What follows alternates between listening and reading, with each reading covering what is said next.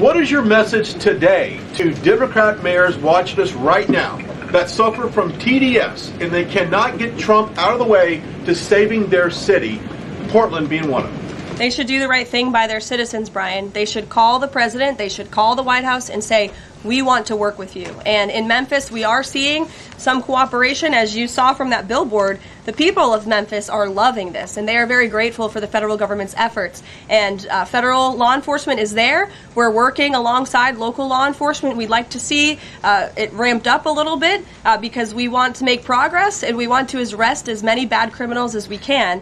Since Monday, I do have some updated statistics from the Homeland Security Council this morning. Since Monday, 153 arrests have been made in Memphis, including 5 gang members. 48 illegal guns have been seized, and 5 missing children have already been recovered. Last night, 60 arrests were made and 21 illegal firearms were seized. Arrests from last night include a suspect wanted for rape of a child under 13, first-degree murder, breaking and entering, aggravated assault, illegal drug possession, and many more. So we continue to see good results coming in through Memphis, and the president is very excited about making Memphis safe again.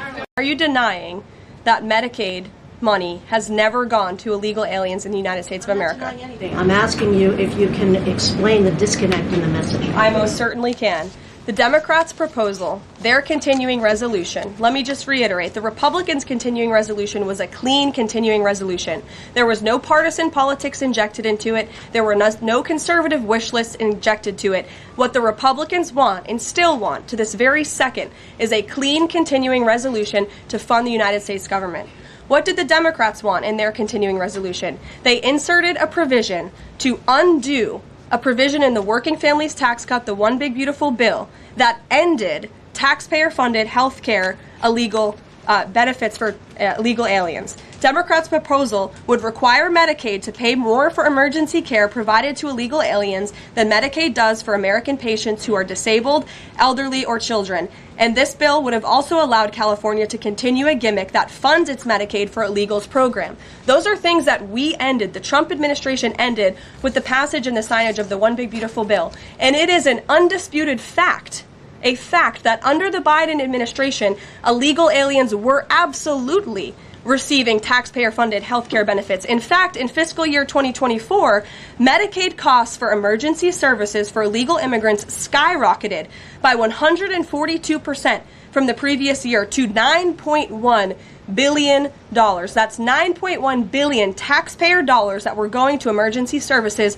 for illegals. Between President Trump's last full fiscal year under his first administration and Joe Biden's last full fiscal year, Medicaid spending on emergency services for illegal immigrants nearly tripled. There was an increase of 196% between 2020 and 2024. And I have a chart here for you, and I'm more than happy to email it to you. I'd also like to add, because some were asking dishonest questions yesterday about emergency rooms. In Southern California, according to healthcare professionals in 2023 under the Biden administration, Southern California's, quote, entire healthcare system was being bombarded with illegal immigrants and forcing American patients to endure longer wait times. In Denver, Colorado, the CEO of Denver Health stated that 8,000 illegal immigrants made 20,000 visits to the city's health system in 2023, leaving an uncompensated bill totaling over $10 million.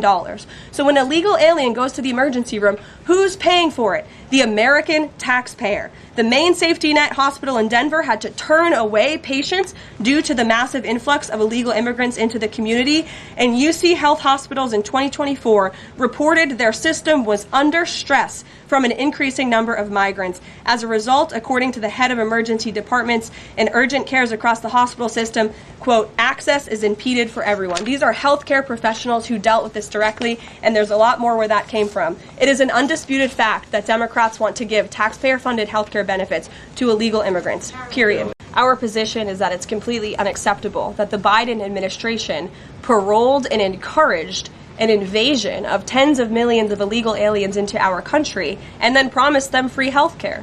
And the Democrats are on the record repeatedly stating that they believe illegal aliens should have health care benefits, free health care benefits in the United States of America. So that is a recipe for a disaster. Of course you're going to encourage a mass illegal invasion of our country, which is exactly what happened. And we've seen the unfortunate consequence of that, where American patients are being put last, where American patients are having to wait in wait rooms, where grandmothers and grandfathers are waiting hours and hours for care because they're being put behind the line to illegal aliens. And we don't agree with that. We don't support that. That's why the administration is desperately trying to fix it and deport the tens of millions of illegal aliens that the Democrats and the Biden administration allowed into our country. And we'd love to continue doing that work so long as the federal government is reopened. And there are many federal law enforcement agents and officers right now who are working without pay. That's unacceptable. The Democrats need to reopen the United States government, and we hope that they will do the right thing on the Senate floor in just a few moments. Thank you.